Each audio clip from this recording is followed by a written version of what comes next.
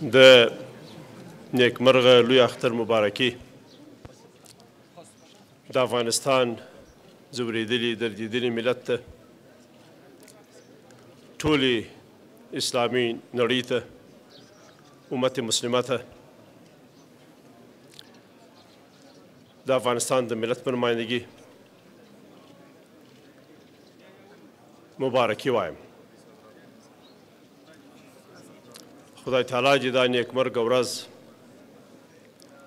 د نړۍ د ټولو مسلمانانو او د بشریت لپاره د ټولو انسانانو د نړۍ لپاره د سعادت خوشبختۍ او خوشحالۍ ورځ وګرځوي.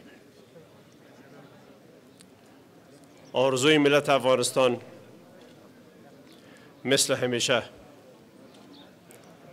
صلح و امنیت و نیکبختی در کشور خود ما افغانستان و در جهان اسلام است. کشورهای اسلامی تقریبا همه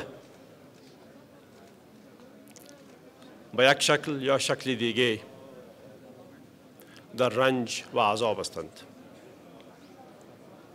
خداوند متعال به تمام کشورهایی که از هر نگاهی در رنج باشند رحم کرده با آنها صحت، سلامتی و خوشحالی برگرداند. یک بار دیگر بر طالبان سلام میکنم و بر رهبرایشان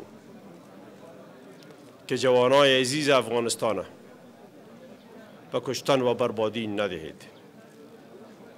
چونهایی که در صف طالبان میآیند بالاخره اولاد کشور هستند، باعث بربادی خانه هایشان و زندگی خودشان نشوید و هم فرزندان دلیر خاک که از خاک خود دفاع می کنند، از نوامیس ملی خود دفاع می کنند، از عزت خود دفاع می کنند و بر ترقی و تعالی کشور خود کار می کنند، باعث شهادت و صدمه به اینها هم نشوید.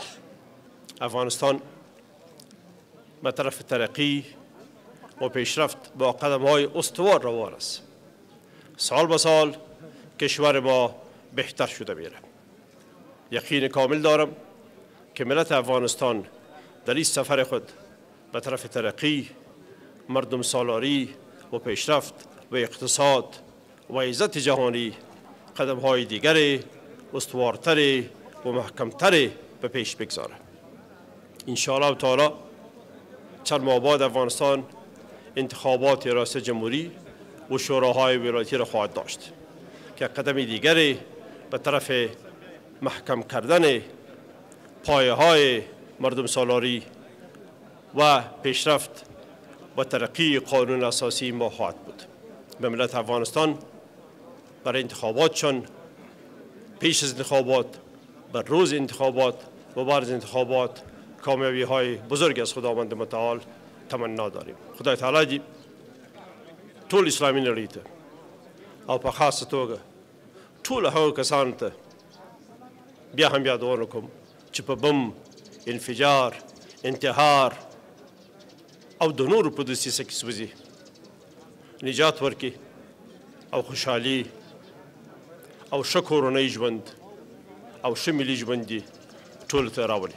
بیا هم د افغانستان ولس ته، زموږ ګاونډیانو ته او د نړۍ ټول مسلمانانو ته د اختر مبارکي وایم. خدای تعالی دې د اختر او نور اخترونه چې په مخ کې دي نیکمرغه او د خوشحالۍ وګرځوي. مننه.